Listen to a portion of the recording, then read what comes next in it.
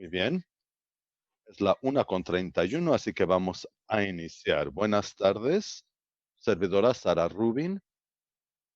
Trabajo en el Departamento de Conservación, que forma parte de la Agencia de Recursos Naturales del Estado de California, una de las dos organizadores de esta conferencia de participación ambiental en línea, desarrollando nuestras habilidades juntos, junto con la Agencia de Protección Ambiental de California, o CALEPA. Ha sido un verdadero placer acompañarles en esta conferencia. Y antes de proseguir con nuestra última sesión vespertina, queremos hablarles un poquito acerca de la interpretación. Verónica va a ser tan amable de indicarlo en español y luego yo diré un par de cosas más acerca de la alternativa de interpretación en su plataforma de Zoom para que nos estén acompañando por Zoom. Verónica, Sara, volvemos con usted. Bien, muchísimas gracias. Bien, para quienes nos acompañan por primera vez, estamos ofreciendo interpretación simultánea en español durante los 3 días de la conferencia. Y si no lo han intentado, invitamos a todos y todas, entre ellos a las personas angloparlantes monolingües, utilizar la función aunque sea unos segundos. Verán el icono de interpretación en la parte inferior central de la pantalla y escuchen el español 20 segundos, un minuto para que vean cómo se escucha. Y luego pueden volver al canal de inglés. Como parte de fortalecer nuestras habilidades juntos, queremos que todos puedan ver cómo funciona y cómo se escucha la interpretación al español. Bien, tenemos 4 formas en que pueden participar y en que esperamos que ustedes participen con nosotros el día de hoy. Uno es a través del chat, la ventana de chat. Segundo es preguntas y respuestas, aparece como Q y A en la parte inferior.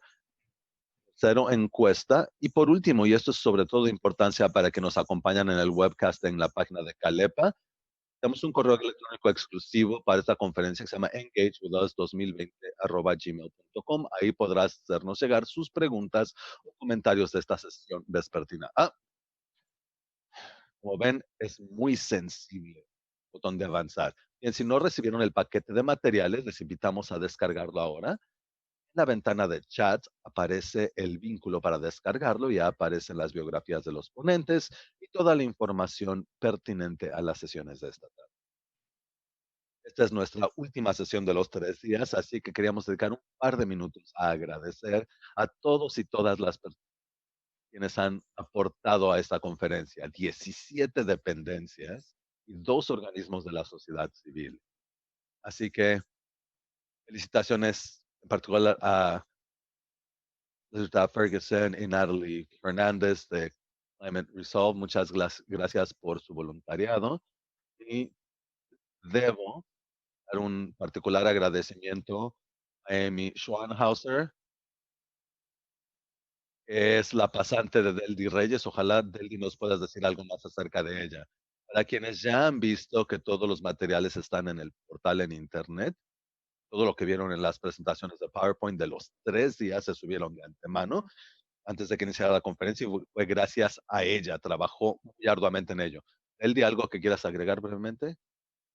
Solo que fue un enorme esfuerzo en grupo y aplaudo a todos mis colegas en la Agencia de Recursos Naturales y en la CALEPA por su apoyo. Creo que había una verdadera necesidad de crear lazos y comunicarnos y ha sido un gran privilegio colaborar con ustedes. El día antes de que te retires, pudiéramos dar un gran agradecimiento a Transline y definitivamente hemos recibido retroalimentación muy positiva acerca del profesionalismo y la calidad de la interpretación simultánea, perdón, que están aportando Carlos Díaz y Luisa Díaz de León del grupo de interpretación Transline y Andrew Monroy, quien es su director y que nos ha brindado un servicio al cliente excelente, aprendiendo juntos cómo auspiciar una reunión virtual en línea de estas dimensiones y este alcance. Y en lo personal, quiero agradecer a una persona más y es a mis jefes en el Departamento de Conservación, mi director David Specian y mi subdirector Clayton Haas. Gracias, ellos siempre nos apoyaron. Como podrán imaginarse, ha sido necesario muchísimo tiempo de inversión para 3 días de conferencias con 60 panelistas en cuestión de 6 semanas. Creo que Deldi podría organizar otra mañana, ¿no es así, Deldi?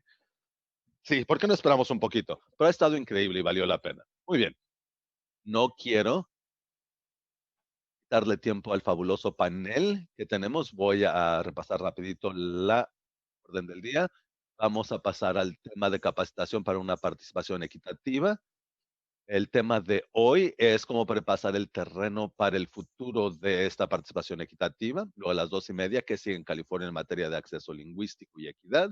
A las 3:30 tenemos la verdadera sorpresa. Tenemos una sesión en innovación en el diseño de reuniones. Para aquellos de ustedes que conocen de gráficos para presentaciones e imágenes, en la facilitación tenemos a un facilitador, una facilitadora, perdón, gráfica que va a ser Emily, quien nos va a dar en tiempo real una sesión práctica y cerraremos con Jana García, quien es la subdirectora a cargo, o perdón, subsecretaria de Justicia Ambiental, Relaciones con los Pueblos Indígenas y Relaciones Fronterizas en Calepa. Antes de continuar con la siguiente sesión, voy a pedir a todos los que nos acompañan más de 200 personas aquí mismo en el webinar en Zoom, y sé que muchas más en el webcast en la página de Calepa. Los que nos acompañan por Zoom pudieran escribir en el chat qué es lo que más les entusiasma de acompañarnos esta tarde en esta sesión. Y mientras tanto, yo voy a presentar a nuestro panel de la 1:30. Nos acompaña Malca Copel, cofundadora de Civity, Oli Nickel, estratega de equidad racial en el Consejo de Crecimiento Estratégico de California, y David Camp, autor y es el director general de su organismo Dialogue, Wisdom and Collaboration Group, o Diálogo, Sabiduría y Colaboración. Y debo indicar también que en algún momento Malca fue mi jefe a partir del año 2000. Así que Malca, eso fue hace bastante tiempo. Perdón, ya nos daté. Gracias a ti y a Delhi y a sus formidables equipos por invitarme a ser parte de este panel y por organizar esta conferencia. Ha sido fabuloso, ah, el poder participar y escuchar gran parte de lo que ocurrió el martes y miércoles, y estar al final ha sido sumamente inspirador para mí y he aprendido cosas preciosas. Así que muchísimas gracias. En unos minutos, mis colegas y yo vamos a hablarles de capacitación con un enfoque a la equidad, pero quería decir unas palabras antes acerca de capacitación en general, o capacitación para la participación comunitaria en general. He trabajado con muchos y muchas de ustedes eh, en este webinar, sobre todo los que están en las dependencias del gobierno del estado de California, para crear el programa de consenso y colaboración a través de la Universidad Estatal de Sacramento, donde hemos trabajado juntos en capacitación y participación pública. Y debo confesar antes que nada que es una labor muy difícil. Sé que ya se ha dicho, pero lo reiteraré, es difícil, exige muchísimo tiempo, exige mucha planeación y exige mucha habilidad. La capacitación, sin embargo, puede ayudar en ese sentido. Esto es algo que definitivamente puede instruirse a la gente, pero sí es necesario invertir tiempo y recursos para ello. Así que quería hacer un comercial a favor de la capacitación, y no solo en cuestión de talleres, sino capacitación más allá de un taller. Cualquier tipo de capacitación, ah, sobre todo en participación pública, sea en un espacio virtual o presencial. Sabemos que después de este taller la gente volverá a sus oficinas. Ahora estamos en casa, así que regresarán a su escritorio en casa, oficina en casa, y tratarán de recordar qué ocurrió en este taller y qué podemos incorporar a nuestras tareas. Y para poder lograr eso, nos gusta combinar la capacitación con el coaching, para que cuando participen en un proceso de diseño de capacitación, o cuando estén considerando qué van a hacer para su próxima reunión pública, puedan recibir algún tipo de entrenamiento o coaching para ponerlo en práctica, porque esto es algo que definitivamente se tiene que practicar, no solo cada uno de nosotros a título individual, sino También incidir en cambios en dependencias para que haya mayor acceso en sus procesos. Bien, quería empezar con eso. Hicimos entonces la primera diapositiva, una antes, por favor. Hoy, porque estamos hablando de capacitación en torno a la equidad, quería hablar de mi labor con el organismo CIVITY. Es un organismo donde capacitamos para abordar inequidades en nuestra cultura. En particular, para cerrar la brecha de poder por raza, ah, nivel socioeconómico o país de origen. En CIVITE, a este tipo de capacitación le llamamos la conversación para la conversación. CIVITY es un organismo sin fines de lucro a nivel nacional, se fundó en 2013 y nuestro enfoque es en cambio cultural. Trabajamos con líderes de todos los sectores y de todo el país para ayudar a crear espacios para tener una conexión intencionada que supere las diferencias en comunidades. Y para crear ese espacio, tenemos algunos principios rectores. Uno de nuestros socios, por cierto, es Welcoming America, quien fue ponente esta mañana, sobre todo en torno a la labor con comunidades migrantes. CVT también es una palabra que ilustra el cambio que queremos, un cambio cívico en la cultura a la que todos pertenecemos. Bien, tenemos una serie de principios rectores que informan nuestra labor. Y estas son nuestras creencias. Consideramos que podemos lograr este cambio en nuestra cultura mediante ser relacional, es decir, forjar relaciones entre nosotros. No estamos hablando de ser mejores amigos para siempre, hablamos de relaciones basadas en respeto y empatía, que esperamos sirvan como cimientos para generar confianza. Me inspiraron las palabras del padre Gregory Boyle el martes. Me imagino que fue el mismo caso para muchos de ustedes. De todo cuando indicó que muchas de las comunidades con las que trabaja con comunidades vulnerables, están acostumbradas a ser observadas, pero no a ser vistas. Y eso es muy importante. Queremos ayudar a que la gente vea y escuche a aquellos que la sociedad ha vuelto invisibles y que con frecuencia no se les escucha. Siguiente, por favor. Consideramos que estos lazos o estas conexiones para superar diferencias pueden ser sumamente potentes en nuestra sociedad. Muchas veces se les consideran los lazos débiles, pero en nuestra opinión son conexiones o lazos sumamente sólidos y fuertes y pueden cambiar sistemas, las relaciones entre personas. Y hemos hecho la investigación para respaldarlo. En nuestras capacitaciones nos enfocamos en algunas estrategias sencillas pero eficaces. Y en nuestras capacitaciones tenemos ejercicios prácticos para ayudar a nuestros líderes, crear espacios en sus comunidades para ese tipo de lazos intencionados. Creo que lo mejor es que lo vivan. Así que en nuestras capacitaciones sostenemos muchas conversaciones uno a uno, compartimos historias o anécdotas para que esta experiencia verdaderamente se arraigue en las personas. Lo habíamos venido haciendo presencialmente en diversas partes del país, pero como todos los demás, ahora estamos haciendo el giro a hacerlo más en línea y también funciona. Siguiente, por favor. Mencionaba que le llamamos la conversación antes de la conversación.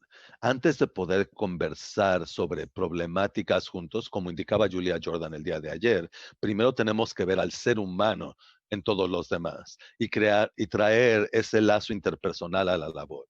Y para ello necesitamos aportar no solo nuestros cerebros a la conversación, sino también nuestros corazones. Siguiente, por favor. ¿Atrás? Ok, ahora sí. Y por último,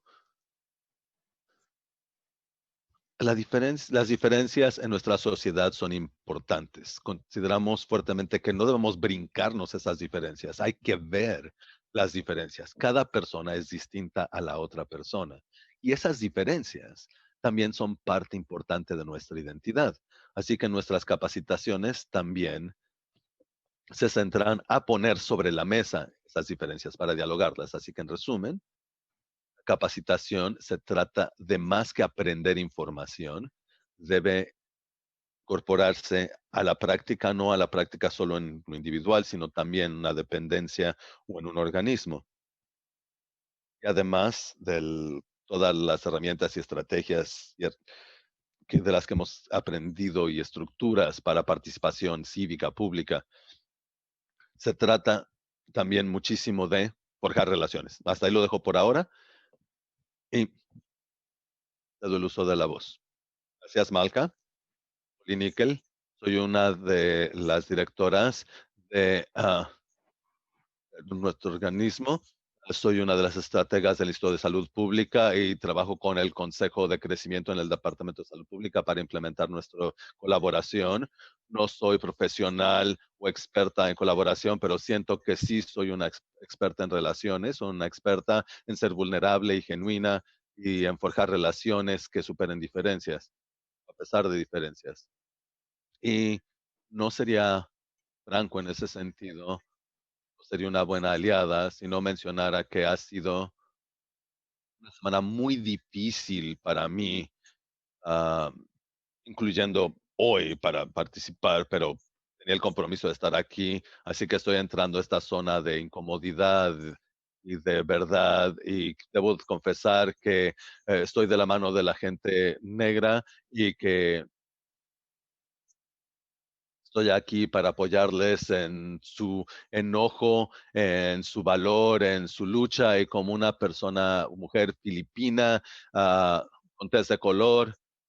Invito a todas las personas con tez de color a actuar ágilmente para desmantelar los sentimientos en contra de personas de tez de color. Pido a las personas caucásicas también desmantelar el racismo en todas sus formas. Estos son tiempos difíciles y las conversaciones en materia de participación son de importancia crítica en este momento. El acercarnos entre nosotros y con la comunidad. Históricamente, eh, siempre ha estado lleno de racismo y de microagresiones y de desconfianza. Así que espero que lo que han aprendido hasta ahora en estos últimos días ilumine lo que podemos hacer para forjar relaciones que nos permitan una participación genuina y franca entre nosotros. Muchísimas gracias por permitirme decir eso a título personal. Ahora sí, incómodamente haré la transición a mi breve presentación, pero simplemente tenía que decirlo. Adelante. Sí, es incómodo, pero estamos muy agradecidas de que lo hicieras. Gracias, Julia. Lo apreciamos verdaderamente. El compartas ese sentimiento. Muchísimas gracias. Bien, ¿qué es el proyecto de colaboración del Capitolio para la Equidad Racial o CORE? Son distintos organismos de California que planean e implementan actividades en relación a equidad de raza y que se acerca y que aborda políticas prácticas institucionales en materia de raza y lo llevamos haciendo desde 2018. Nuestros participantes aprenden, examinan y de manera proactiva deshacen el racismo institucional dentro de sus organismos. Nos aliamos con muchas organizaciones, sobre todo con Race Forward, que es la que conviene la alianza en materia de raza de equidad, que cubre como 200 jurisdicciones en los Estados Unidos con quienes colaboran para hacer esta labor para borrar racismo. Holly, recordatorio rapidito acerca de la interpretación y de un hablar muy rápido, por favor. Una disculpa, perdón.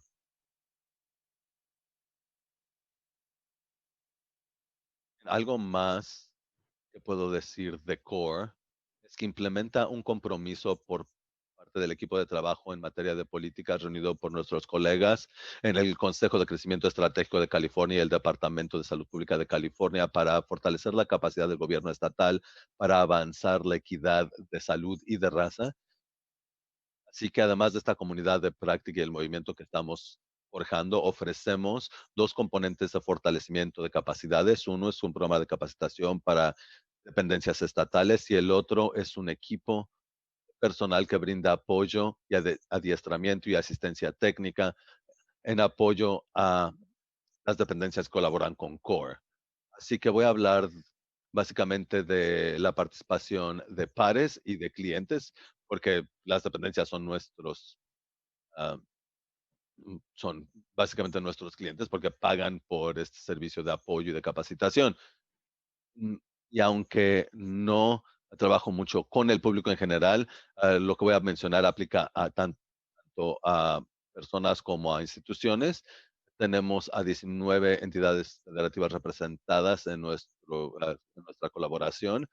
Llevamos ya 30, muchas de ellas han trabajado 30 años y esperamos agregar 10 más, 10 departamentos más o dependencias más, y cada equipo tiene un coordinador técnico, un patrocinador, y los equipos varían de entre 10 a 25 personas, así que es una sesión de colaboración enorme. Tenemos días de capacitación enormes. En días de capacitación acuden como 140, 160 personas, por lo general de manera presencial, pues, de sesiones de 8 días.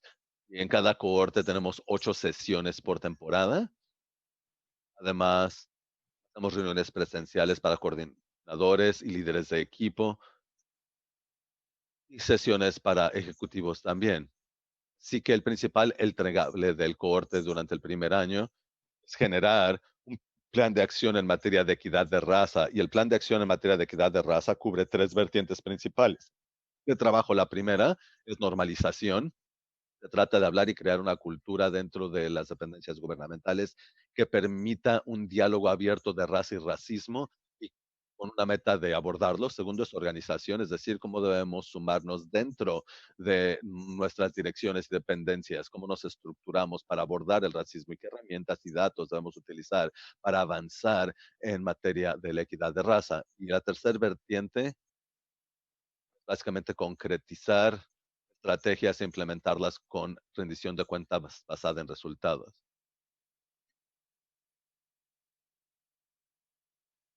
Y estamos a punto de llegar a una nueva temporada de cohortes, y luego llegó el COVID-19 y dijimos, Dios mío, ¿cómo vamos a avanzar en línea? Y, y creo que para muchos de nosotros seguimos lidiando con esto y seguimos teniendo muchas dudas, creo que más dudas que respuestas. Y nosotros dudábamos, por ejemplo, con cuál sería la logística para esto, cómo continuamos la participación de las dependencias y nuestros equipos, cómo seguimos fortaleciendo las relaciones entre los grupos, cómo apoyamos a los equipos para sus relaciones con personas que no son parte del equipo, pero dentro de sus dependencias, y cómo apoyamos a que siga habiendo confianza en estos equipos para trabajar con nosotros en un espacio virtual, pero seguir adelante también con sus relaciones y abordar el difícil tema de racismo institucional. Y es muy difícil en ocasiones, porque ya estábamos acostumbrados a hacerlo muy bien en persona, y ahora todo esto es todo otro universo. Así que estamos tratando de encontrar respuestas y a la vez estamos criando hijos y tenemos otras responsabilidades en casa. Así que esto complica todo un poco más.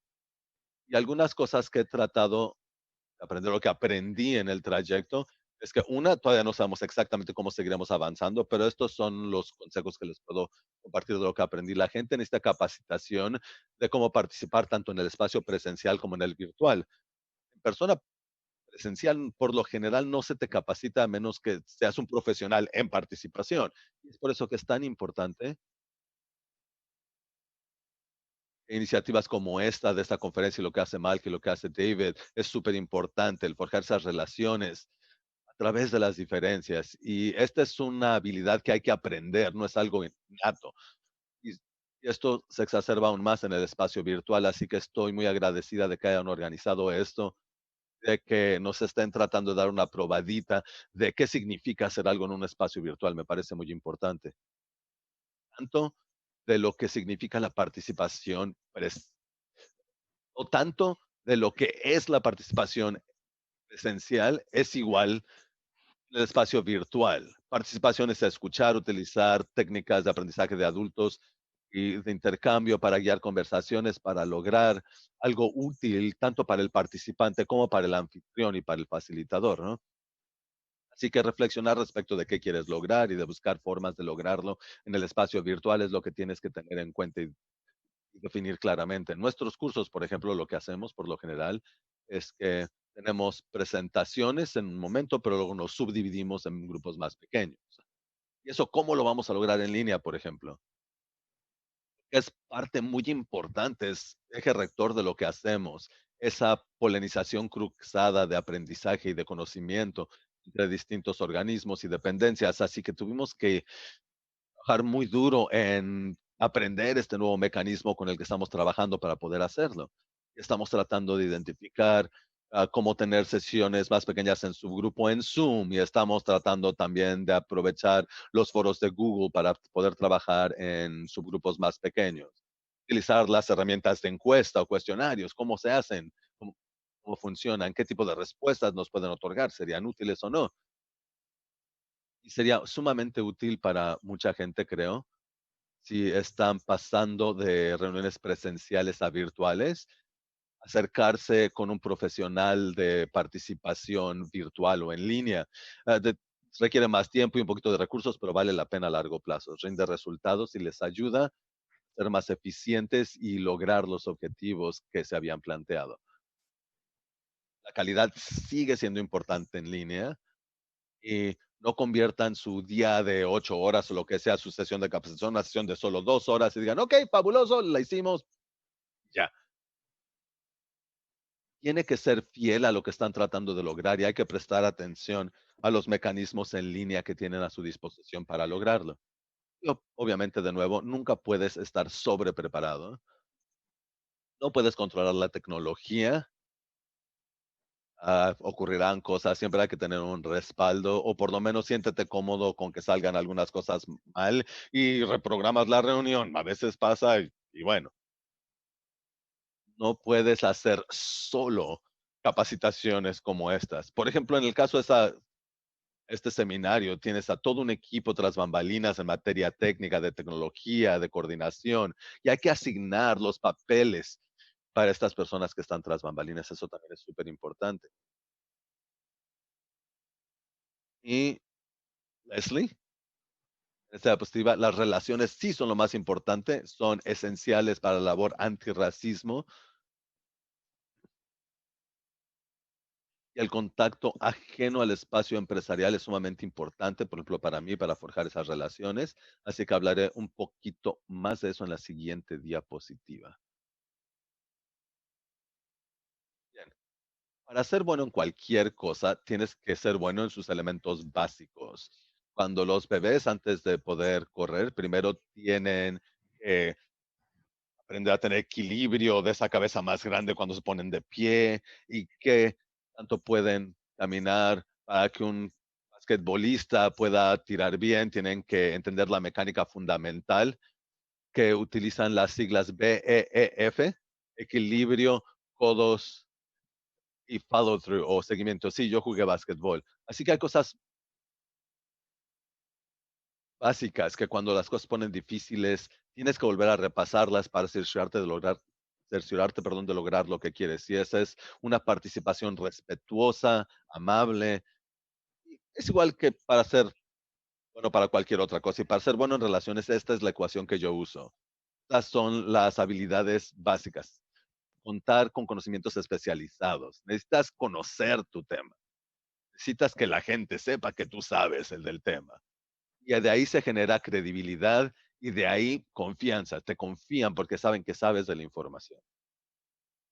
También tener conocimientos especializados en facilitación de reuniones y la parte técnica, y creo que el señor Camp lo hablará un poquito más después de mí. Y luego hay ciertas habilidades blandas, la experiencia óptima del cliente. Por ejemplo, la parte empresarial, hacer lo que es que vas a hacer, responder de manera oportuna. Y si no puedes hacer lo que vas a hacer, no puedes hacer lo que prometiste hacer, comunícalo y corrígelo. Ofrecer disculpas si es necesario.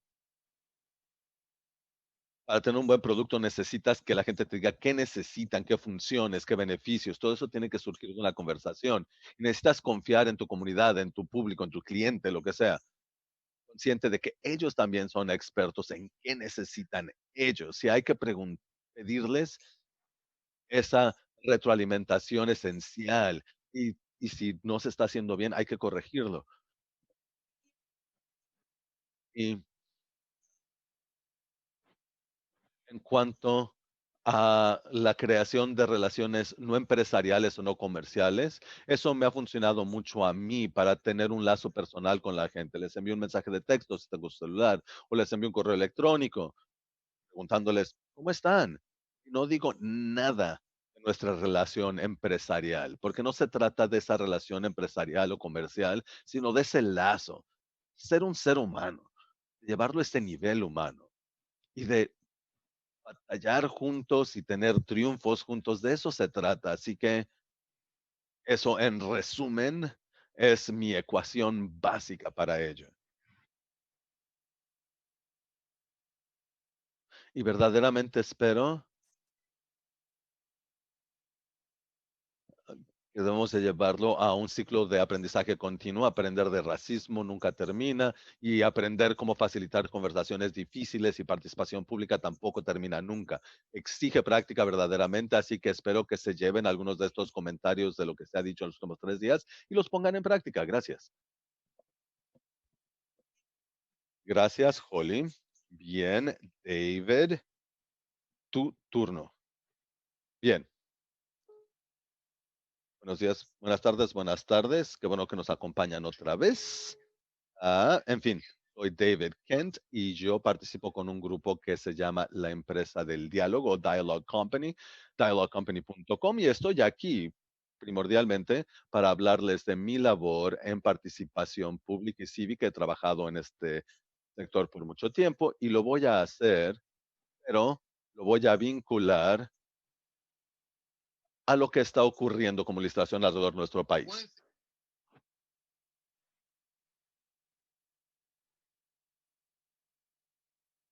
No pensamos claramente en lo que nuestros colegas están haciendo. Tenemos que brindarles objetivos a nuestros colegas.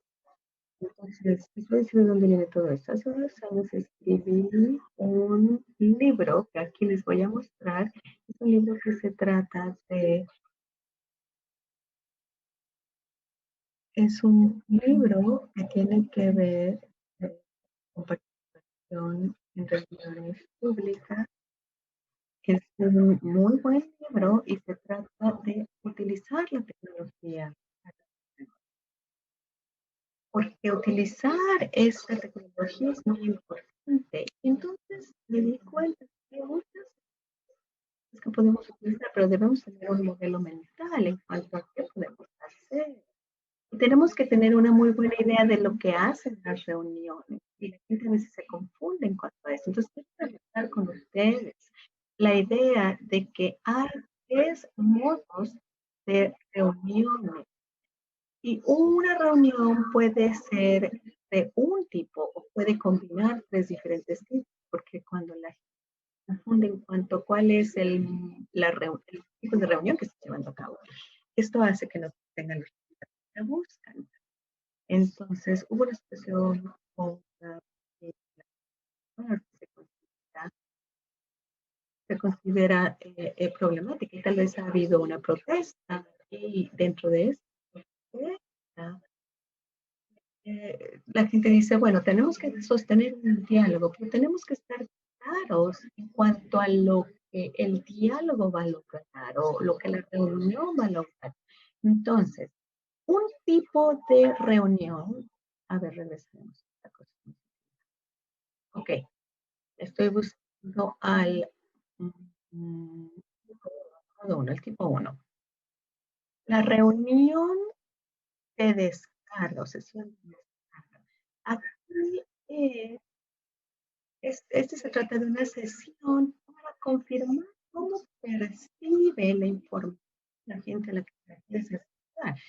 Por ejemplo, si un jefe de la policía o un presidente nacional quiere hacer llegar un mensaje o si quieren lograr el control eh, pasiva. Este es un modo, esta es una sesión de descarga. Hay distintas maneras de llevar a cabo esto, pero tienes que tener muy claro, perdón, tu objetivo. Y también podemos tener una reunión o sesión en la que queremos obtener retroalimentación. En este caso, vamos a contar con encuestas que ayudan a aclarar lo que los participantes piensan acerca de la aunque, por ejemplo, todos estos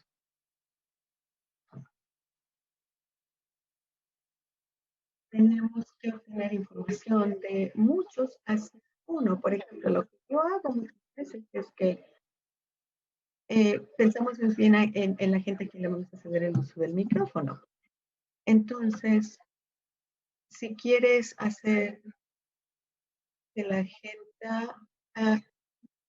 y toda la gente, si quieren que toda la gente participe, es una buena idea que puedas repartirles tarjetitas de participación con diferentes colores para que la persona pueda responder a lo que el ponente está diciendo al micrófono. Entonces, al final de cuentas, tenemos que saber con qué tanta certeza estamos llevando a cabo nuestra tarea para poder hacer o tener información que tenga sentido. Y nos debemos preguntar, ¿estamos capacitando a la gente para dar información y después obtener retroalimentación? Porque a veces me sorprende que a veces no estamos haciendo las preguntas que necesitamos. Este libro habla de esto. Llevé a cabo una sesión en Finance. El punto es, teníamos un equipo cuya tarea era simplemente escuchar a la gente que era nuestra audiencia para obtener retroalimentación. Después, la siguiente diapositiva, por favor, es el siguiente tipo de sesión, es contar con intercambio de ideas. Esta es una reunión en la que van a tener encuestas para ayudar a mejorar la comunicación entre participantes, para que la gente de la comunidad escuche por parte de la policía las reglas y las normas, por ejemplo. Y tal vez esto puede requerir de una sesión o de dos sesiones para que los políticos escuchen, para que no una segunda sesión los políticos escuchen de la comunidad. Y si se trata de una comunidad diversa, entonces tenemos que enfocar nuestras sesiones de acuerdo a lo que estemos tratando de lograr. Entonces tenemos que promover el diálogo, pero para esto tenemos que planear en antelación para que la gente pueda hacer sus preguntas. Y tenemos que descubrir qué tan bien se comunican las personas y después obtener retroalimentación. Entonces, algo que es útil es siempre estar muy seguros de cuáles son tus objetivos y también las expectativas y cuál va a ser el diálogo principal que quieres obtener con el público. Entonces, si vienes a una reunión donde tú crees que vas a tener la oportunidad de platicar con diferentes personas en la reunión, en la sesión, pero después resulta que no, que simplemente te van a pedir que escribas tu recomendación o algo por el estilo. Entonces, es importante ser muy claro y que los procesos vayan con tus objetivos y que además el objetivo de tu reunión sea claro para los participantes.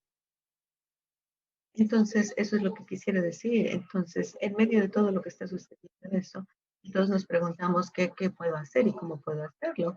Hago un proyecto que se trata de ayudar a la gente a hablar de resoluciones de manera eficiente a través de una herramienta que nos ayuda para avanzar en lo que se refiere a nuestras problemáticas raciales y nos ayuda a aprender a cómo platicar unos con otros cuando no hay facilitadores.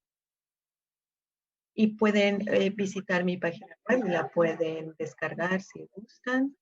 Y eh, hay cosas importantes que comentar. Y todos los principios de los que estamos hablando, de cómo podemos tener mejores sesiones y mejores diálogos, tenemos que saber cómo aplicar esas reglas y estas herramientas que les estoy diciendo en cuanto al diálogo para que todos podamos utilizarlas y hacer algo al respecto. Ok. Aquí les estoy mostrando fotos del libro y les voy a mostrar ahora para nuestro diálogo. Para aquellos de ustedes que son nuevos en Zoom, tienen algunas opciones en cuanto ver a los panelistas, hay una vista de galería y también hay una vista de un solo ponente. Ok, entonces, vamos ahora a la parte del diálogo con nuestros panelistas. En el momento que digan preguntas, que me dejen saber si hay preguntas de, por parte de nuestros participantes. Vamos a ver cuáles son las diferencias entre las capacitaciones que ustedes hacen y con respecto a lo que cada uno de ustedes han estado haciendo. ¿Hay alguna cosa que quisieran compartir en lo que se refiere a la capacitación? Cosas que las personas tengan que tener en cuenta cuando están pensando el tipo de sesión para luego saber de qué tipo de capacitación se va a requerir para llevar a cabo esta reunión. Estoy pensando un poco más en las capacitaciones que hemos estado haciendo a través del programa de colaboración. Lo que dijo David es importante. Cuando piensas en planear una sesión, es pensar en la meta, el objetivo de tu sesión. Y no puedo repetir esto, los, eso es algo que no es fácil de decir. Se trata de realmente reunirte con tu equipo y pensar qué es lo que realmente estamos tratando de lograr, porque eso va a facilitar el resto del proceso, incluyendo la retroalimentación, el seguimiento después de la sesión. Tienes que contar con un grupo de estructuras, y ya han mencionado algunas de ellas, pero todo es en, en servicio de la meta. Yo sé que ya hemos mencionado algunos ejemplos de estrategias. Tal vez revisar cada uno de los puntos de la agenda y uno por uno decidir cuál es el propósito de este punto y qué es lo que, cómo esperamos llevar a cabo ese proceso. Tenemos que pensar el por qué y siempre tienes que planear con anticipación. Yo también dijera, estoy de acuerdo con lo que se ha dicho, pero no creo que todos sepan esto, pero desde que soy parte del equipo al que pertenezco. Tener una reunión de informe sobre de tu sesión, revisar la agenda, revisar las cosas que hayamos recolectado de los participantes, revisar lo que hayan compartido con nosotros y después revisitar nuestros objetivos en base a lo que hayamos hecho en su sesión para tratar de mejorar nuestra siguiente sesión. Entonces tenemos que invertir mucho tiempo en volver a reunirnos, informarnos y revisar.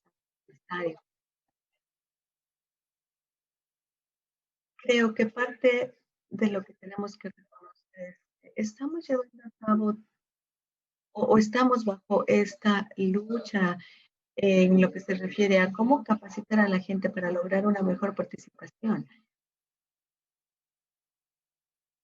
Y también lo que pasa es que el sistema educativo no les da las herramientas a los estudiantes para que sepan cómo llevar a cabo una sesión o participar en una sesión.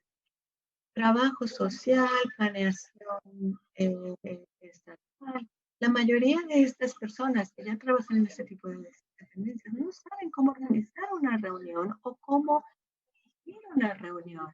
Entonces, ellos también tienen que participar en esto y hacer algo, porque tenemos que poner o priorizar la idea de saber cómo llevar a cabo y organizar una sesión, porque hay muchas dependencias que están lidiando con esto, porque realmente no tienen cómo.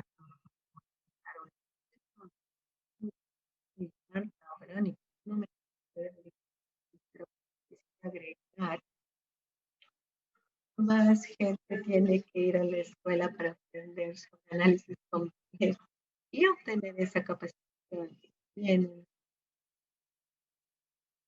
tienen que acudir a simposios o a ir a lugares donde ofrezcan ese tipo de capacitación. En nuestra sesión de 30 vamos a, con la presencia de una ponente que nos va a pues, de haber tenido un hacer ver la importancia de tener la capacitación. Ok, ¿quién quiere ahora comenzar con nuestras preguntas? Este es Jessica. Un que está en algo de trabajo. ¿Cómo hablar de manera más persuasiva con los que están para que realmente pongan como prioridad el contar con participación comunitaria eficiente? ¿Podrías repetir eso de nuevo? ¿Cómo hablar de manera más persuasiva con los que están a cargo de tomar decisiones que históricamente no han hecho la participación comunitaria una prioridad? Déjenme decir esto. Creo que lo que tenemos que enfrentar es el hecho de que si estás llevando a cabo participación comunitaria, ya ha cedido un cierto nivel de poder, porque el poder de información y toma de decisiones, cuando vas a una comunidad y decides que quieres eh, recibir comentarios y retroalimentación por parte de ellos, eso crea cierta presión y esta es una de las razones por qué a la gente no le gusta mucho hacer esto, porque entonces se ven presionados a hacer lo que la gente les pide que hagan. Entonces, también tenemos que, en lo que se refiere a cómo presentar una actividad de participación civil que, que también atraiga el interés de los que toman las decisiones. Tenemos que ayudarlos a entender la conexión de ellos con la comunidad y que aparte también hacerlos que tomen en cuenta qué va a suceder si ellos no hacen lo que la comunidad realmente quiere que hagan. Hay maneras en que la gente espera cosas de ti para reaccionar. Entonces, les hay que dar ejemplos de, de ocasiones en las que esto ha sido así y la gente ha presionado a los que toman las decisiones para hacer lo que ellos necesitan que hagan. Tenemos que entender que tenemos que hacer eh, que la gente entienda, incluso la gente que está a cargo de la toma de decisiones, que es para su interés, pero el que logren que las comunidades participen. Llámese si se va a tratar de tomar decisiones en cuanto a políticas. En algunos casos se podría ver como ceder algo de poder, pero realmente no se trata de ceder poder, porque el que toma las decisiones eh, tiene todo el poder que tenía antes de consultar con la comunidad. Tal vez lo que quise decir es control, no tanto como poder, para aclarar esto. Yo he estado en situaciones en el que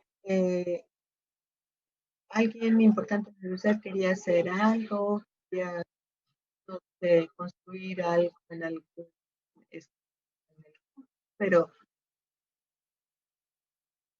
pero si sabían que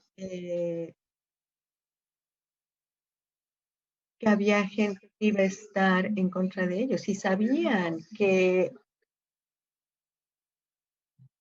no se trata si ahí vamos a poner o a ubicar el gym o aquí, ya, parte de lo que sucede es que si realmente involucras a la comunidad en estos procesos,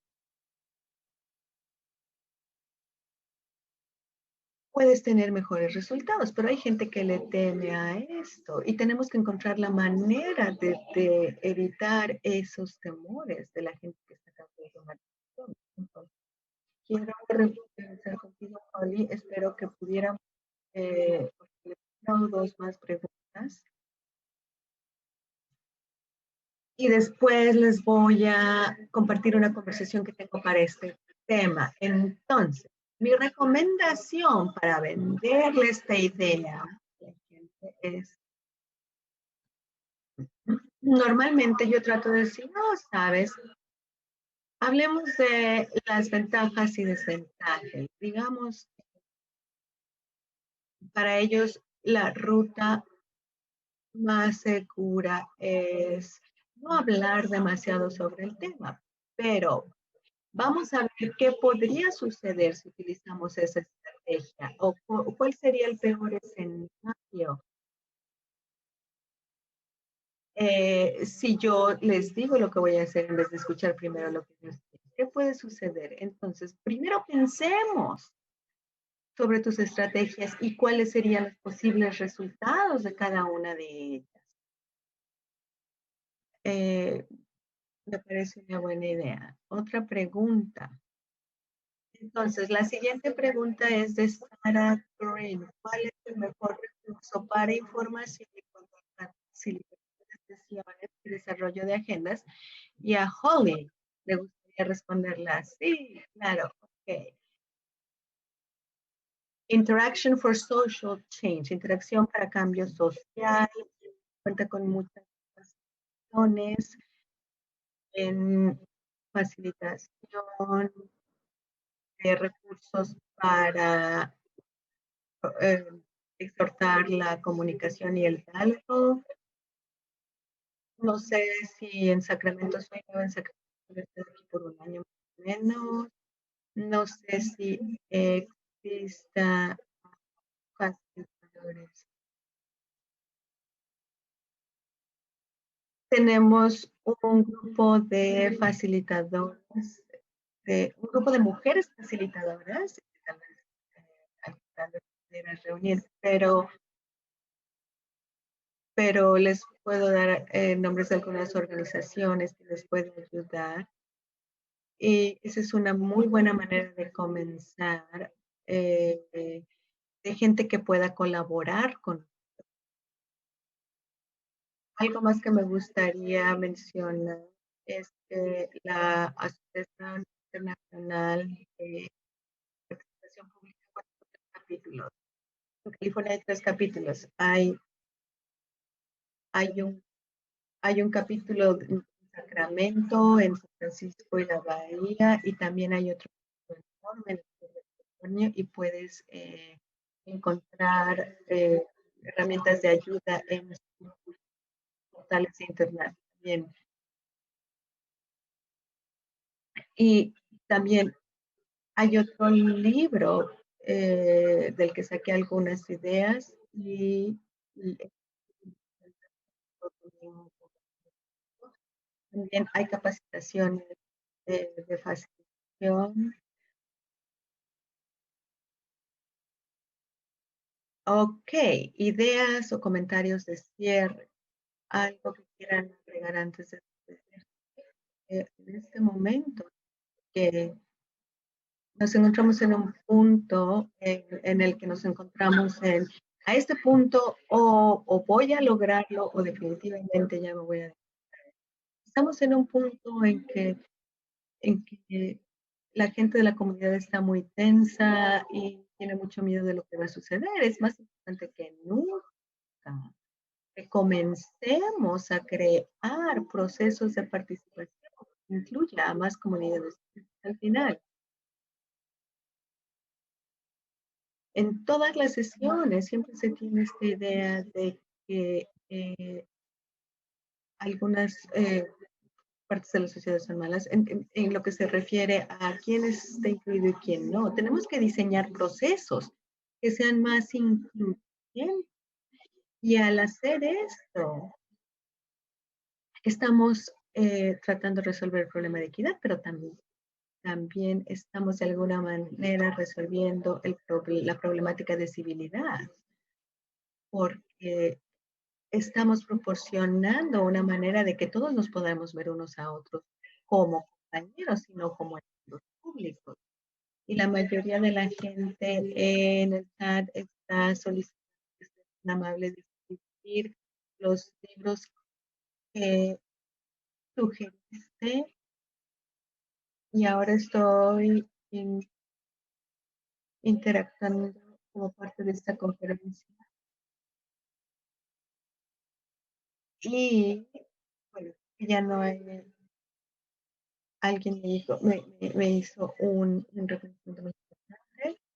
Mocha y Holly, esto ha sido un regalo. Vamos a tener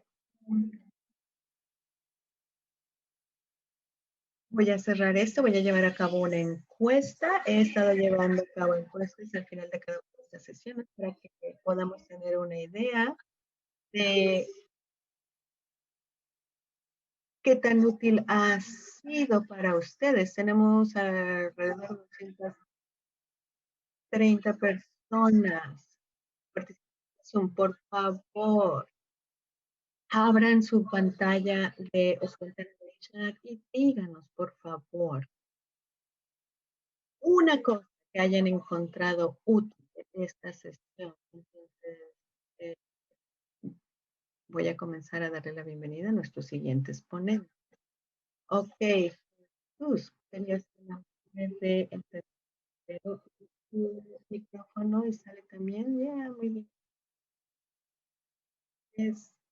Me da mucho gusto verte. Habla un poquito más, me voy a acercar un poco más a la cámara. Te disculpo si mi internet falla. Este, hace unos días tuve muchos problemas. Ok, veamos.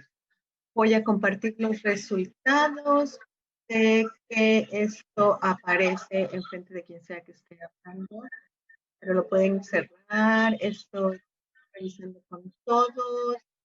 ¿Nombre correcta? Hola, te gusta a ti. Me preguntamos si alguna vez te visto en alguno de mis eventos. No estoy muy segura.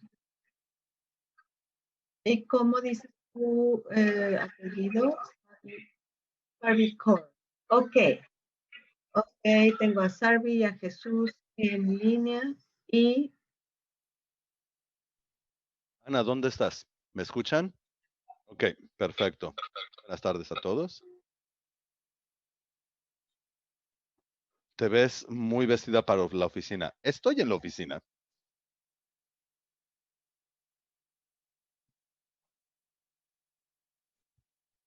No son las 2:30, así que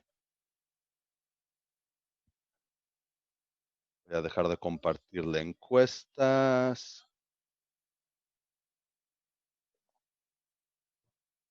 ¿Alguna duda antes de iniciar la siguiente sesión?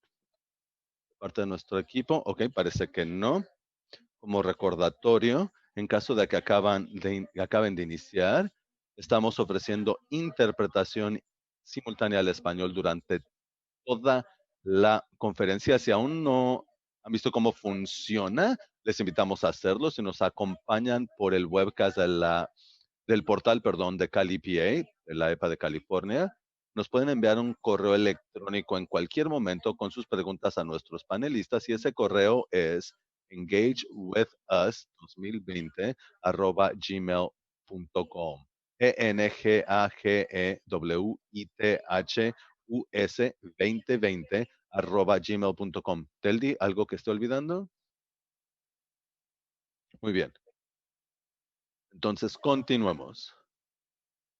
Esta sesión lleva por título ¿qué sigue en California en materia de acceso lingüístico y equidad? Si ya llevan tiempo con nosotros, ayer tuvimos un panel expresamente en acceso lingüístico y en acceso lingüístico para lenguas indígenas. Y es un enorme placer que Jesús Martínez nos pueda acompañar esta tarde. Sé que está súper ocupado Jesús, es el director ejecutivo de la Red de Integración de Migrantes en el Valle Central, CEMEC por sus siglas en inglés, Sabi Kaur de la Oficina de Relaciones con Migrantes del municipio de San José. Y no sé si lo sepan, pero el municipio de San José ha estado presente en 2 o 3 paneles adicionales como modelo, así que les felicito. Y Ana Mascareñas, quien es la directora de Equidad Ambiental y Enlace con los Pueblos Indígenas para el Departamento de Control de Sustancias Tóxicas. Y como siempre, es un placer trabajar contigo, Ana. Me encanta. Bien, ya hablé de la interpretación. Empezaremos con Jesús, así que voy a dejar de compartir y Jesús voy a poner como ponente central, que es como dicen en Zoom para que aparezcas al frente de la pantalla. Gracias, Sara, por la invitación para estar aquí en esta conferencia y a todos los demás que nos acompañan como participantes. Muchas gracias. Cuando se me invitó a ser parte de esta conferencia, señalaba que Civic, nuestro enfoque no es necesariamente en materia de acceso lingüístico y equidad, pero luego Sara me convenció que en realidad así era y lo comencé a reflexionar, porque a fin de cuentas es así. Nosotros trabajamos con familias migrantes aquí en el Valle Central, sobre todo migrantes latinos, que obviamente enfrentan una serie de dificultades para acceder a servicios, sobre todo servicios jurídicos migratorios, y el acceso lingüístico es uno de esos obstáculos. Así que gracias, Sara, por golpear mi cabeza contra el muro de la realidad para prestarle atención de vez en cuando. En fin, es un placer estar con ustedes el día de hoy. Mi formación es en migración internacional. Esa es mi experiencia académica. Dejé hace muchos años, por cierto, para trabajar en otras cosas.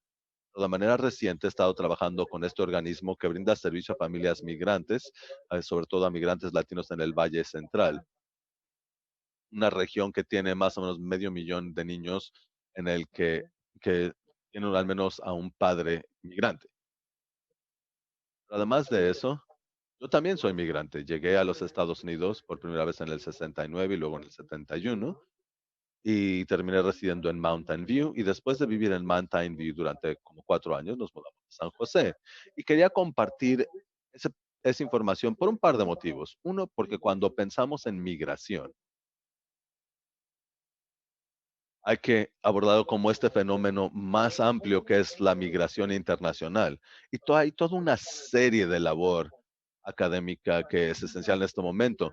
Pero en el caso de los Estados Unidos, es un fenómeno que a partir de la Segunda Guerra Mundial ha venido transformándose para incluir primordialmente migrantes no europeos, y esto se volvió aún más cierto después de 1975 por la ley migratoria que se aprobó en ese entonces. Así que la mayoría de los migrantes posteriores terminaron siendo de América Latina y Asia, obviamente con una diversidad cultural y lingüística, pero como también estamos viendo en las noticias hoy en día, esta lucha por la justicia y los derechos civiles, esa transformación de la ley migratoria en Estados Unidos también coincidió con el movimiento de los derechos civiles que estaba surgiendo en los Estados Unidos, liderado por afroamericanos, además de latinos y asiáticos americanos y otros movimientos sociales.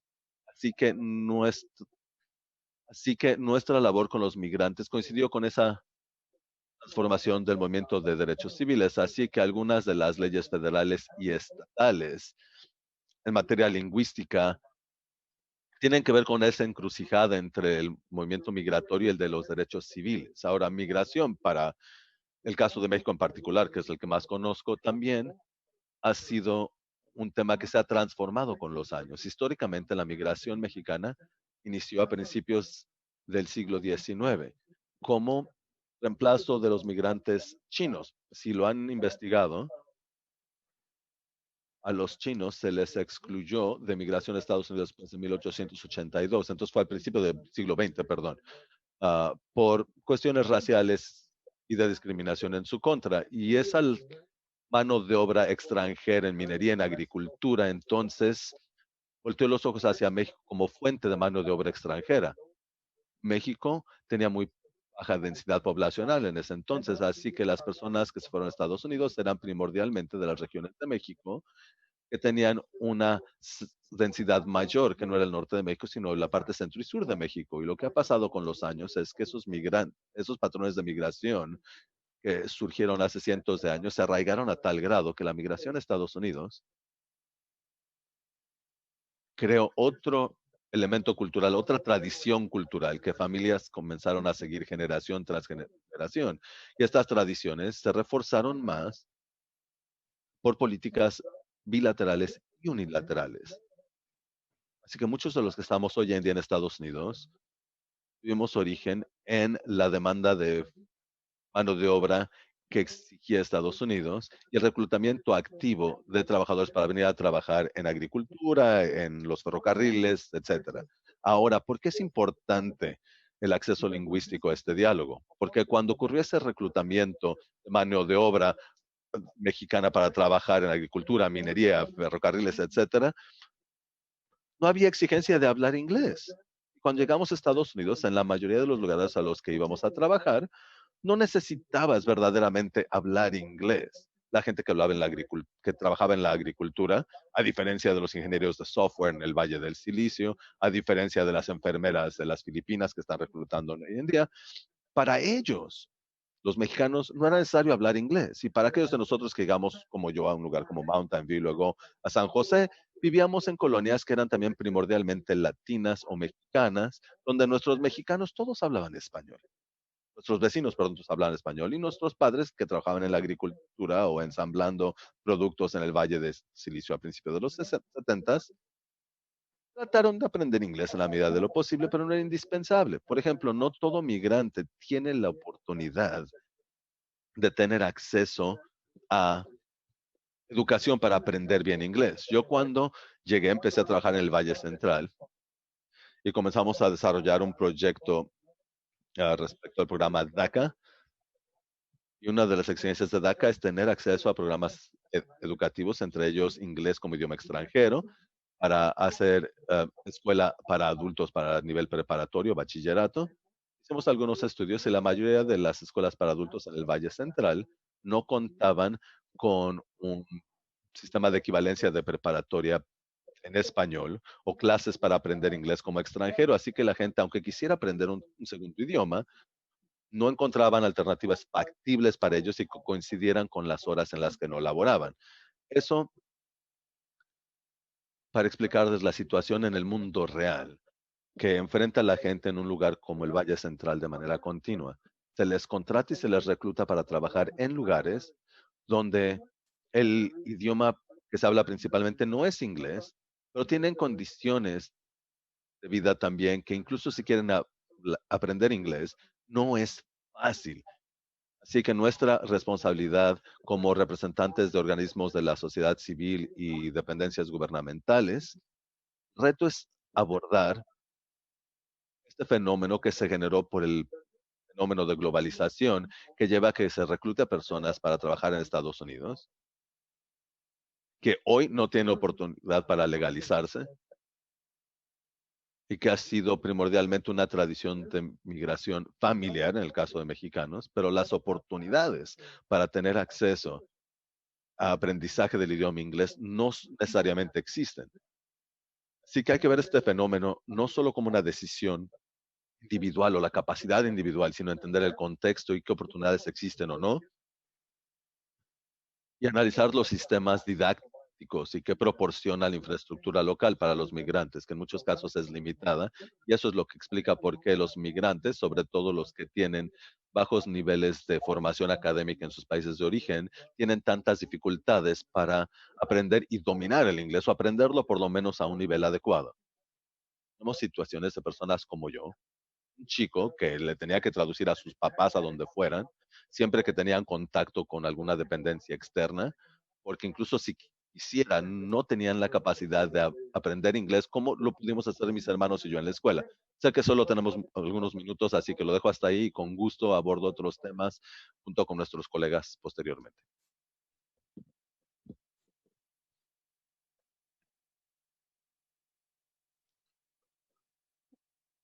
Hola a todos y todas, sus servidoras Abby Core, Trabajo en la Oficina de Relaciones con Migrantes para el municipio de San José. Tenemos una oficina diminuta como con 5 personas en la plantilla de personal y soy la primera coordinadora de acceso lingüístico para el municipio. Siguiente, por favor. La oficina en sí se estableció en 2015 y después de ello desarrollamos un plan de bienvenida con el apoyo de aliados en la comunidad. Tuvimos un proceso que duró meses de participación de la comunidad para generar este plan y uno de los pilares del plan era acceso y participación pública, comenzando con el acceso lingüístico. Siguiente, por favor. Una de las, uno de los temas que quería mencionar, y Jesús me imagino que lo conoce, es la de- los datos demográficos de San José y por qué el acceso lingüístico es tan importante en nuestro municipio.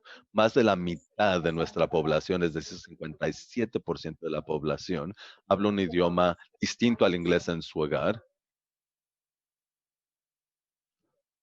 Una cuarta parte tienen un bajo dominio del inglés, un dominio limitado del inglés.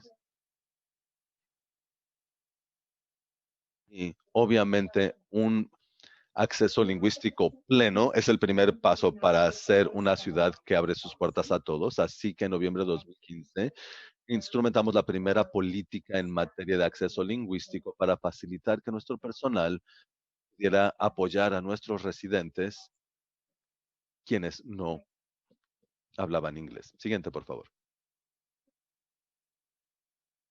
Bien, cuanto a los cambios sistemáticos que queremos generar en San José y el acceso lingüístico, la equidad lingüística es parte de ello, hemos trabajando con la Alianza del Gobierno y Comunidad para Raza y Equidad durante varios años y originalmente no lo vimos como tema de equidad, aunque lo es, simplemente la parte de nuestra labor, este acceso lingüístico. Así que tenemos tres componentes interlazados. El primero es normalizar, comprensión y urgencia compartidas. Segundo es organizar, infraestructura interna y alianzas. Luego, operativizar, que se trata de herramientas, información o datos. Así que este modelo de cambio nos permite integrar todos los componentes necesarios para un modelo de cambio sistemático. Siguiente, por favor.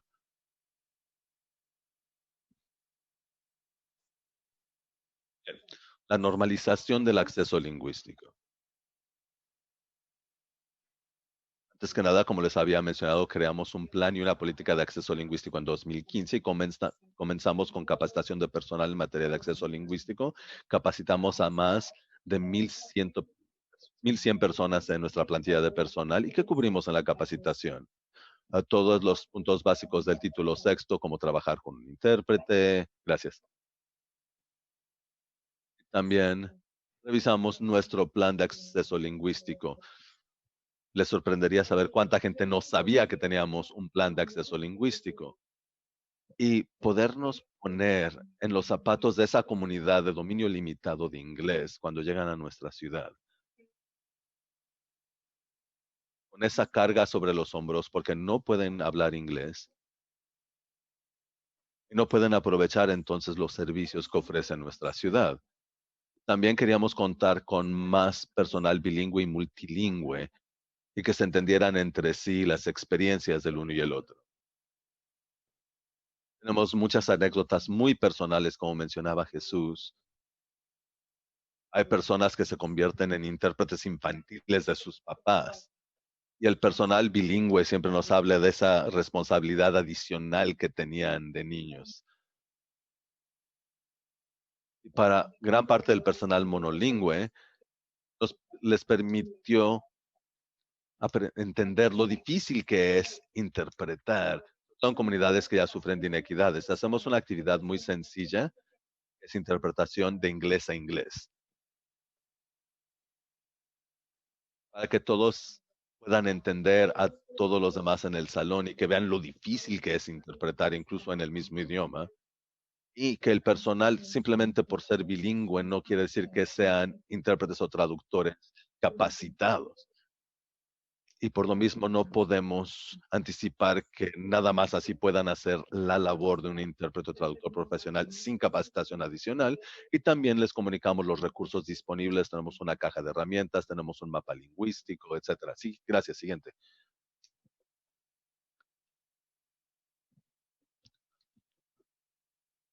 Siguiente componente es el componente de organización que incluye infraestructura y alianzas. Comenzamos con un coordinador provisional de acceso lingüístico que era yo, pero necesitamos una estrategia de plantilla de personal a largo plazo. Todo departamento necesita personal, porque parte de nuestra obligación es brindar acceso lingüístico y también enlazarnos con proveedores profesionales de acceso lingüístico en traducción e interpretación y creamos una matriz de ellos. Y la idea es poder comunicarnos de manera eficaz con los residentes, que es parte de nuestra labor, y poder hacerlo de manera profesional. Además, no queremos que el personal y los residentes tengan que depender de sus hijos, del vecino, del amigo, para interactuar con el municipio y obtener los servicios que necesitan. Ahora, a raíz de la presentación de la crisis de COVID-19, nuestra unidad de acceso lingüístico se ha integrado al Centro de Operaciones de Emergencia con personal bilingüe de todo el municipio. También nos acercamos con nuestros socios de la comunidad para presentarles el plan de San José e identificar cómo seguir avanzando en nuestro plan y política de acceso lingüístico del municipio de San José. Y creo que la pregunta para cualquier organismo es analizar cuál es la estructura que es más acorde a su organización. ¿Está en algo más centralizado, más descentralizado o sería algo híbrido? Igualmente hay que priorizar los temas presupuestarios, que sea una partida específica en los presupuestos de cada departamento y también saber si tiene una política en materia de personal bilingüe para la contratación de personal bilingüe adicional. Siguiente, por favor. Y el siguiente componente es la operativización y eso es algo que aprendimos ahora con nuestra colaboración con el sector salud. Materia de acceso lingüístico. No se trata de ser más trabajo, sino de hacer el mismo trabajo de una forma distinta.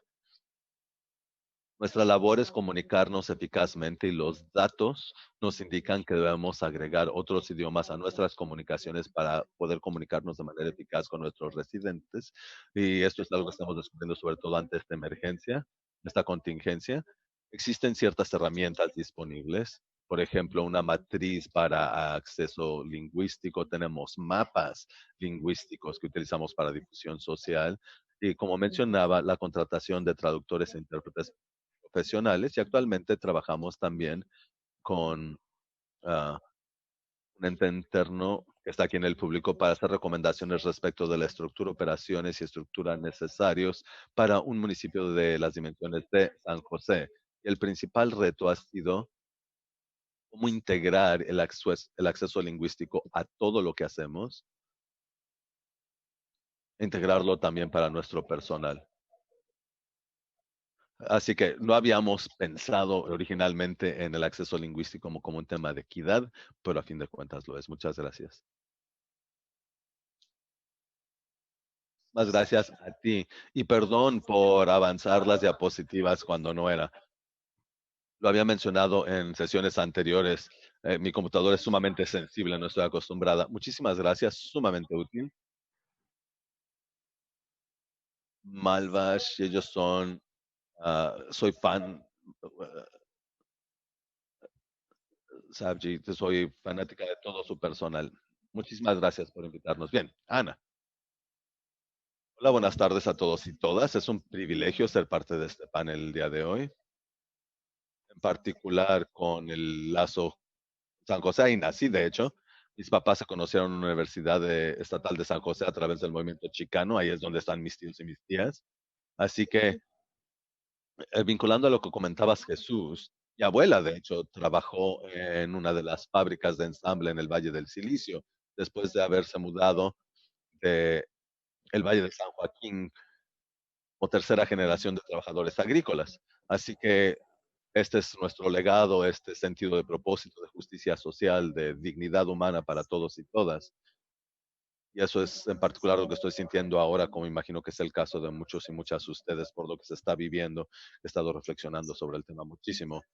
De introducción, yo soy Ana Mascareña, soy subdirectora y enlace con los pueblos indígenas del Departamento de Control de Sustancias Tóxicas del Estado de California, que forma parte de la Agencia de Protección Ambiental del Estado de California, y trabajamos para proteger a comunidades al medio ambiente y la salud ante contaminación, hacer cumplir leyes de residuos peligrosos y lograr productos más inocuos. Tengo un equipo fabuloso en la Oficina de Equidad para crear programas interdepartamentales. Creo que es esta estrategia híbrida que mencionaba Sargent, justicia ambiental, participación pública y relaciones con los pueblos indígenas. Mi rol es apoyar a la comunidad, fomentar la justicia ambiental y la equidad en la toma de decisiones y fomentar las consultas intergubernamentales entre el gobierno de Estados Unidos y los gobiernos de los pueblos indígenas. Es que solo tengo un par de minutos y que habrá muy buenas preguntas para mí y mis colegas en el panel. Así que antes que nada, quiero resaltar la riqueza de recursos que se han mencionado en estos 3 días de conferencia en materia de acceso lingüístico y luego hablaré de un lenguaje sencillo y cómo la información se puede utilizar para empoderar a las personas en vez de para marginar, aislar y terminaré con algunos de los obstáculos para grandes instituciones como es el Estado de California en materia de servicios de acceso lingüístico. Bien, si no vieron las presentaciones de ayer, por favor, busquen las grabaciones de mejores prácticas de acceso lingüístico y mejores prácticas para participación en acceso lingüístico indígena. Y también el primer día tenemos diapositivas de que la planeación de acceso lingüístico no puede ser algo que se piensa después, sino que se tiene que abordar desde un inicio en cualquier organización de eventos. Agradezco a Deldi Reyes, a Sara Rubin y a todo el equipo por integrarlo al proceso de planeación de esta conferencia para aprender todos juntos. Pero aprender cómo dar accesibilidad lingüística en un formato virtual nos permite reanalizar cómo lo hacemos de manera transversal en nuestro trabajo como antecedente en nuestra propia labor. Tenemos una política de acceso lingüístico que va más allá de políticas estatales. Y estamos implementándolo y hemos tenido retos para hacerlo operativo, que es parte de lo que mencionaba Xavi durante su presentación. Tenemos personal bilingüe de gran talento en nuestras distintas dependencias y deberíamos estar reclutando activamente y verdaderamente invitando más de ellos y debemos analizar el tema de equidad también y de carga de trabajo. Y cuando colaboramos con contratistas que tengan conocimientos especializados y colaborar con nuestro personal y cerciorarnos que la carga de trabajo sea equitativa incluso para nuestra propia plantilla laboral, en la medida que invitemos a más personas multilingües y multiculturales al servicio estatal en nuestras dependencias. Y viendo un tema que mencionaba nuestra colega Marina Pérez ayer, lenguaje sencillo. Esas son voces es potente. Lo podemos utilizar para empoderar a la gente o para marginalizar y quitarle el poder a la gente. Y verdaderamente lo creo. En esta encrucijada del acceso lingüístico y la equidad, como primer paso debemos vigilar que encontremos soluciones en torno a el uso del lenguaje sencillo y fácil de entender. Es decir, palabras y frases que son accesibles al público en el formato que ellos usen. Nunca vamos a cumplir la meta plenamente de tener acceso lingüístico pleno, pero debemos de partir de ahí, empezando con el idioma original. Si no es entendible en el idioma original, no va a ser entendible en el otro. Yo también fui maestra de secundaria, bueno, soy hija de un maestro de secundaria. Recuerdo que mi papá decía, si tuviera más tiempo, habría escrito una carta más breve. Y a eso se refería con respetar el tiempo de los demás. Cuando les pides participar en un proceso, Muchas veces decimos más palabras con la mejor de las intenciones, pero el impacto no es el que queríamos. Necesitamos documentos en lenguaje sencillo. Eso no nos quita nuestra labor técnica, nuestra jerga, nuestro conocimiento técnico, pero nuestra labor como servidores públicos es ser ese puente de información. Sabemos que el lenguaje sencillo variaría en función de quién sea tu público y hay que vertir los recursos entre ellos el recurso humano y aportar ese conocimiento especializado para poder cerrar ese puente. Sé que tenemos a muchos especialistas en participación pública y aliados en las distintas dependencias de Calepa que todos los días tratan de lograr esta meta y es algo con lo que lidiamos todos los días y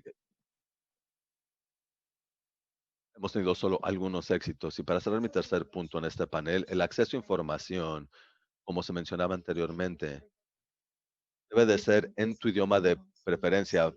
Y esto es esencial para nuestras leyes de participación y de derechos civiles. Lo que hemos visto con los años son diferencias en cómo lo implementan los gobiernos. Y quería resaltar un par de puntos que en el estado de California, por ejemplo, las guías de contratación nos indican cómo trabajamos con proveedores y subcontratistas y a veces son difíciles de navegar. Hay reglas importantes que están ahí por buen motivo, pero creo que debemos aprovechar este momento en que estamos reanudando actividades para reflexionar cómo tener mayor acceso con nuestras comunidades y para nuestras comunidades y cómo nos acercamos y apoyamos la meta de equidad y de acceso lingüístico y que estos marcos sigan existiendo, eliminando sus dificultades.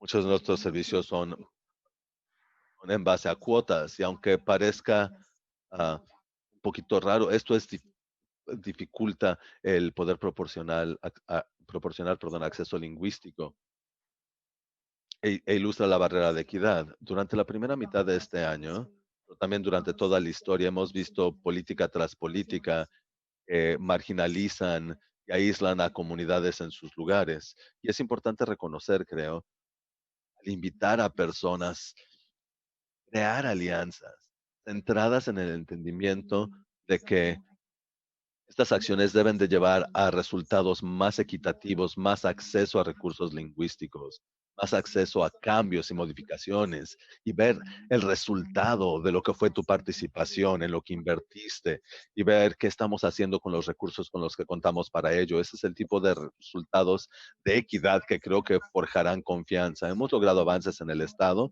y creo que se ha ilustrado no solo en este panel, sino durante toda la conferencia, pero hay mucho más por hacer claramente. Así que espero que ahora que cierre el tercer día, aprovechen todas las herramientas en materia de mejores prácticas en acceso lingüístico y de lenguaje sencillo y entendible y entender nuestro papel de crear ese puente para forjar equidad y seguirnos aliando y encontrando soluciones y identificando oportunidades y barreras para servicios lingüísticos. Ha sido inspirador participar estos 3 días y también es sumamente importante eh, nos hagan rendir cuentas a nosotros como servidores públicos de nuestra labor. Gracias por permitirme ser parte de este panel, por invitarme y espero ansiosamente las preguntas y respuestas. Jesús, David, les voy a pedir volver a encender su video para pasar a nuestra sesión de preguntas y respuestas. Bien, voy a empezar con quienes nos acompañan por el webcast porque hay un poquito de demora, rezago en la transmisión.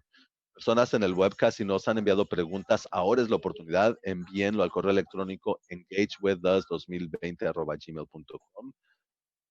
Para quienes están participando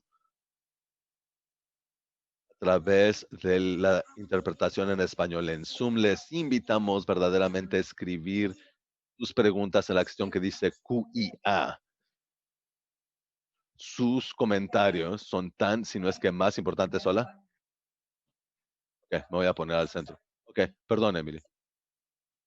Queremos sus preguntas tanto o más que las de los demás. Y a quienes están en Zoom, espero que también hagan comentarios en la ventana de chat y que envíen sus preguntas en el icono de QIA, preguntas y respuestas. Y mientras tanto, tengo una pregunta a los panelistas y las voy a poner más blandita con consejito al iniciar. La pregunta es, si hubiera uno o dos consejos que les pudieran dar a la gente acerca de algo específico que podrían hacer para apoyar cambios culturales o apoyar este tipo de esfuerzos y argumentos en pro de que el acceso lingüístico sea piedra angular de nuestra labor de participación pública en vez de algo que se piensa después. Yo voy a empezar con mi versión de ah, comercial o consejo, especialmente los últimos 5 años. En los gobiernos estatales, regionales, locales, para bien o para mal, veo que mucha más gente se preocupa por analizar cuál sería el peor supuesto, qué es lo peor que podía suceder. Y yo lo utilizo con ellos cuando me dicen, ¿por qué tenemos que ofrecer algo más que español? O nadie lo va a leer, nadie va a notar si no hay acceso lingüístico. Siempre les digo, bien, esa es una alternativa. Pero planteémonos algunos de los peores supuestos de qué podría suceder. ¿Quién podría criticar este proceso si no ofrecemos interpretación en una reunión o si no enviamos a traducción algún documento? Y les recuerdo muchas veces lo poco que cuesta que se traduzcan materiales en ocasiones. Les voy a dar un ejemplo rapidito. Para traducir un volante, digamos que cueste $25. Y dicen, bueno, ¿para qué los demás idiomas? Pero gastaremos $150 para agregar 6 idiomas y entonces tienes mucho más y es un buen punto de partida. Bien, ese es mi consejo. ¿Quién quiere seguir? Bien, yo trataré brevemente de responder con una recomendación, sugerencia, consejo. Lo que hemos visto en San José y también en Santa Rosa y otros municipios es un abordaje institucional que es integral, que incluye el desarrollo de una política formal para tener un plan. Y el desarrollo de planes locales es importante para verdaderamente crear cambios y cerciorarse de que eso se haga de manera sistemática, sobre todo en una comunidad donde hay personas de todo el mundo. Por ejemplo, aquí en Fresno, también tratamos de promover la integración de una oficina de relaciones con migrantes y tuvimos obstáculos importantes porque era la voluntad del presidente municipal y de gente del cabildo de aprobarlo por los fondos presupuestarios que se tenían que asignar a dicho departamento. Pero sin embargo, esa labor es la que ha logrado el cambio institucional. Ese cambio institucional exige más esfuerzo y también puede generar más espacios. Y cuando comenzamos a tener este diálogo en Fresno, algunos regidores se comprometieron con ofrecer a los documentos a la población, ah, sola- no solo en inglés, y ese es parte de los resultados que hemos logrado a través de esas políticas. Y también para nuestra propia capacidad de organización interna, tenemos que proporcionar oportunidades continuas de capacitación para la gente del personal, porque el simple hecho de que tengo personas que eh, acaban de graduarse, que son bilingües porque nacieron en México, aunque hayan nacido aquí, no quiere decir que tengan las competencias necesarias. Necesitan capacitación continua para seguir mejorando en su capacidad en el otro idioma para poder dar servicio a nuestra población, que en nuestro caso es la población de habla hispana. Sarvi, yo voy a estar de acuerdo con lo que dijo Jesús en cuanto a capacitación. Creo que es muy importante que nuestro personal bilingüe reciba capacitación en lo que se refiere a traducción o interpretación para que puedan hacer su trabajo de una manera profesional. Pero creo que también es importante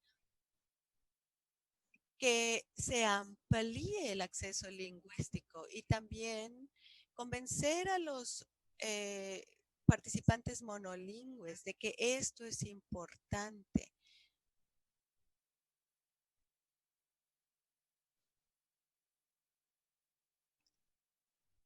Ok, yo he visto en el chat que algunas personas están preguntando.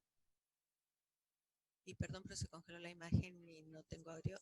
Okay. En cuanto a nuestras políticas de acceso, todas las dependencias estatales tienen sus propias políticas y creo que he sido parte de una capacitación y quiero asegurarme de que puedo compartir esto que nos vincula un poco con lo que se dijo ayer.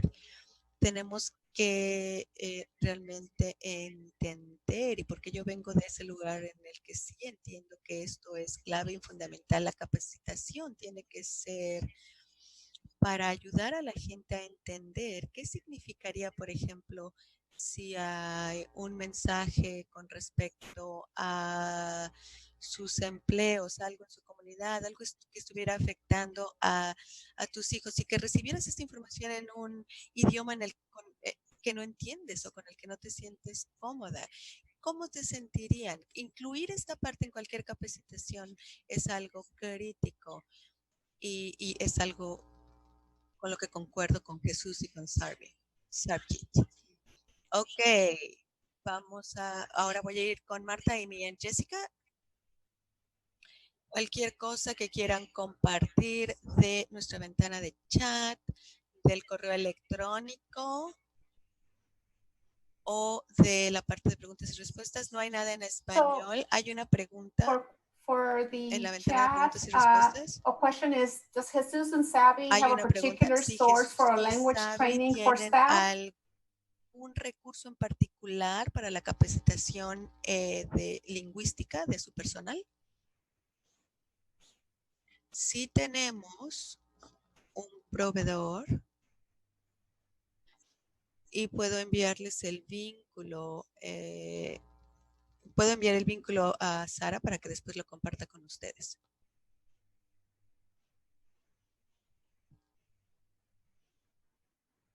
Ana, tu micrófono está apagado. Ok, iba a dejar a Sargi responder eso porque ella tiene más experiencia que yo. Ok, ¿alguna otra pregunta o comentarios en las ventanas de chat? Jessica, Amy.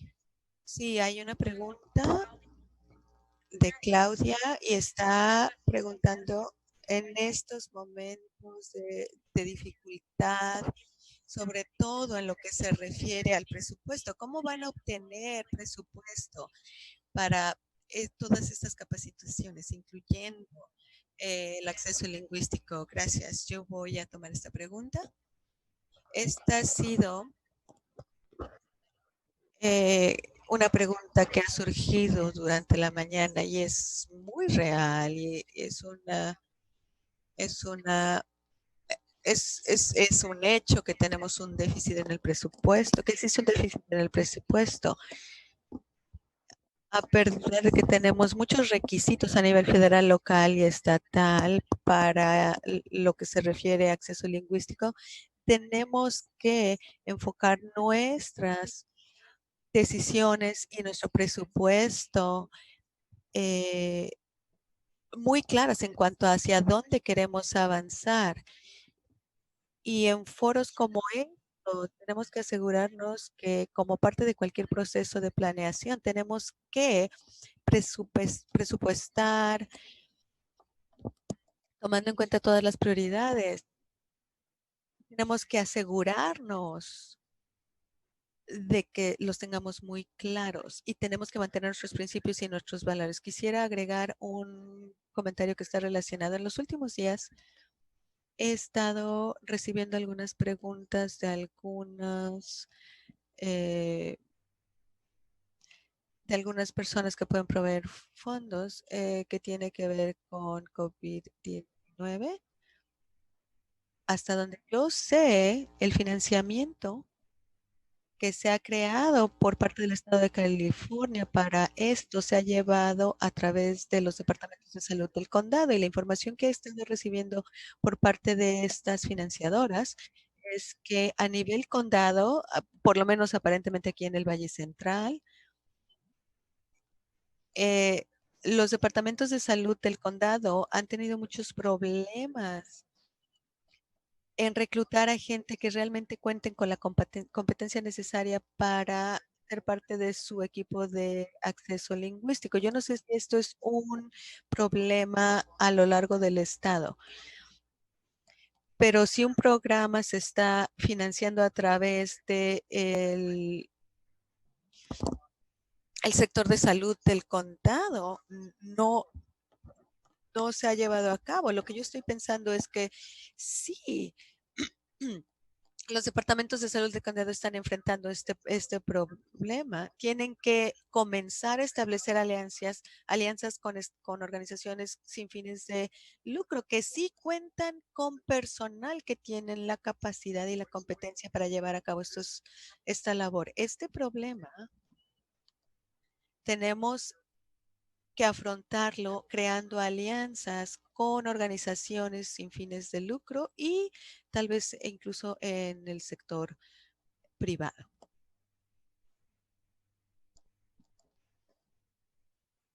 ¿Alguien más que quiera agregar algo? ¿Alguna otra pregunta que haya surgido, equipo? Sí, hay otra pregunta de Victoria. Está preguntando cuáles son algunos puntos clave que son importantes de incluir en lo que se refiere a la política de acceso lingüístico.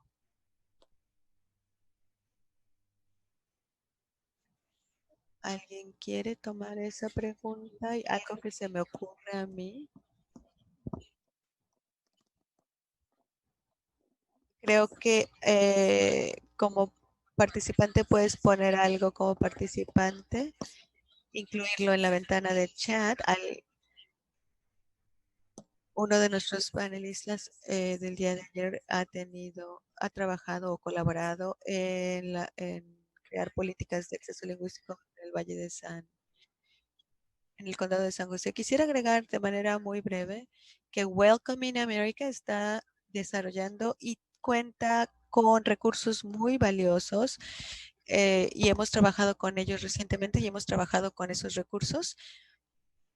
Y yo les aconsejaría que tomen ventaja de estos recursos que están disponibles y también ya puse en línea algunos vínculos con un par de recursos que cuentan con datos que tienen que ver con migración y también agregué otro vínculo de lpd.com. Los voy a poner en el chat y son vínculos de organizaciones que les pueden ayudar, que les pueden ser útiles para este propósito. Son excelentes recursos con los que nos hemos encontrado para crear políticas de acceso lingüístico y quisiera resaltar sobre todo para las dependencias estatales que hay un número de requisitos para llevar esto a cabo, sobre todo bajo título 6, para que procuren cumplir con estos requisitos, sobre todo en lo que se refiere a trabajo ambiental y en lo que se refiere a definir el tipo de documentos. Y yo les recomendaría que cualquier política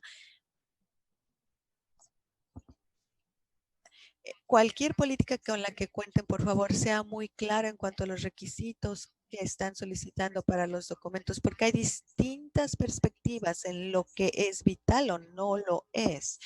Somos colaboradores del servicio público y esta información es muy importante y es importante incluirla en nuestras políticas. Y se nos ha sugerido que ya hagamos cierre de esta sesión para que podamos tener un pequeño receso antes de nuestra sesión de 3:30. Si es que si hay cualquier comentario de cierre, antes de agradecer profundamente algún comentario que quieran hacer entonces, antes de tomar un pequeño receso antes de nuestra sesión de las 3:30. Jesús probablemente es el que va a querer hablar. Sí. International Migration o migración internacional es parte del proceso en globalización. No va a desaparecer. La migración es parte de nuestra realidad y California va a seguir siendo impactada por la migración. Y tenemos que asegurarnos que contemos con programas a nivel municipio, como los programas con los que cuenta San José, para hacer frente a este hecho. Creo que también es importante recordar que no se trata solamente de una persona o una institución o una dependencia para que este cambio se lleve a cabo. Gracias, Ana. Es un honor ser parte de este panel.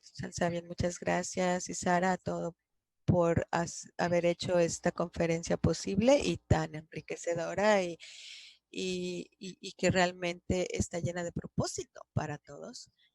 Me gustaría compartir que además de los recursos prácticos que estamos compartiendo, por favor tomen en cuenta el poder con el que contamos a través de nuestras palabras y nuestra comunicación, el poder que la información tiene, así como la conectividad, asegurarnos de que podamos tener acceso a esta información, que podamos relacionarnos unos con otros con respeto, es importante. Así es que muchísimas gracias por crear este panel de equidad y accesibilidad. Muchas gracias de nuevo.